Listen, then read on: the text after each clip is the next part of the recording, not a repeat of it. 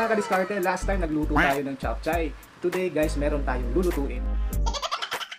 Salamat sa mga nagsuporta sa ating channel. Umabot na tayo ng 114 subscribers. Marami pong nag-comment sa ating video guys. Marami pong salamat sa lahat ng mga nag-support, mga nag-share. Ating tulong po yung pag-share nyo at pag-like nyo sa aking videos. Okay kayo! So today guys, magluluto tayo ng suso. At kaninang umaga guys, pumunta kami ni Mama sa market para bumili ng ating suso. At ito yung video. Guys, good morning. Today, pupunta kami ng market ni Mama. Try nating bumili ng Susong bagungon.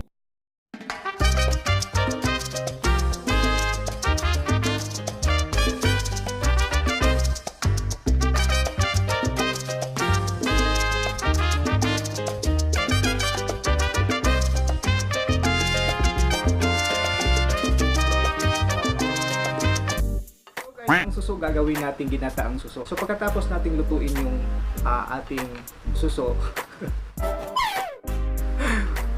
meron tayong special guest na malapit sa akin. Let's do this. At ito guys, ang ating mga ingredients. Meron tayong sibuyas sa dahon, tanglad, red bell pepper, luya, red sin, pepper, asin, perpako. Meron tayong hindi ko nakayod. Mga kababayan ko. At ang ating kohol. Yung ating kohol guys, 4 na beses ko itong hinugasan, isa-isa para walang putik. Since hindi ko nakayod itong nyug, samahan niyo ako sa Girl Kitchen.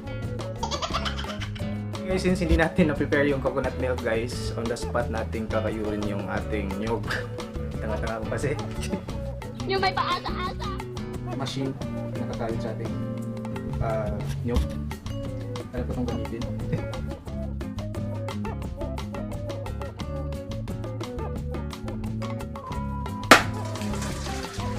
Imagine nyo na meron akong pantalon na.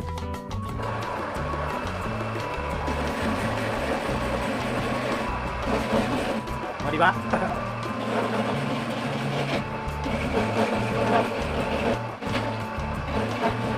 That's fair.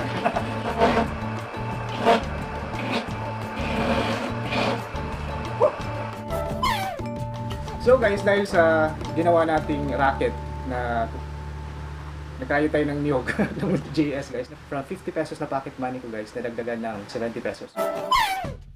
First napiga natin guys na 2 baso na tubig. Puro ito guys. 3 baso ng tubig. Yan yung pangalawang piga natin guys. So guys, simulan na natin. Magigisa muna tayo guys.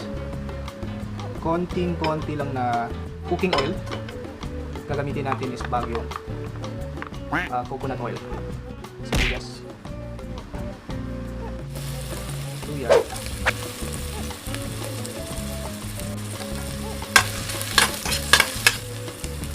Saka pepper. Huwag na natin i-golden brown guys. Yung pangalawang piga natin.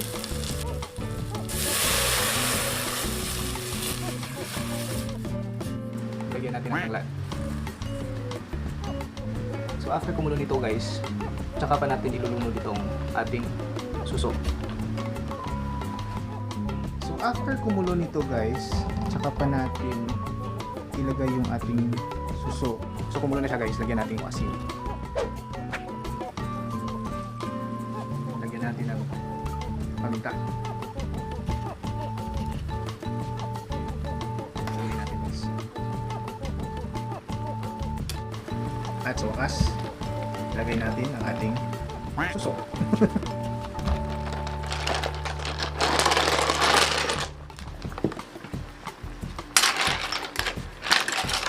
At hayaan natin kumulo guys. Wait for 20 minutes.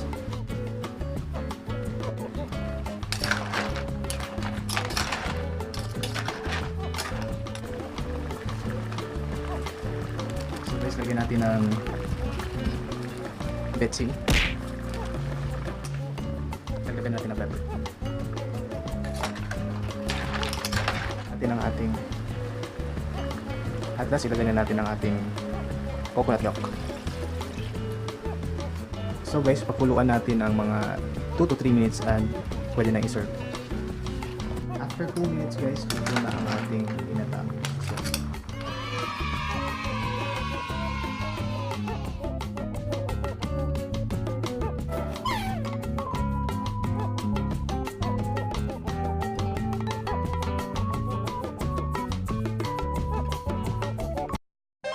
Sarap talaga ang suso ni JM. suso! Masarap ang suso ni Kita nyo guys. Ito.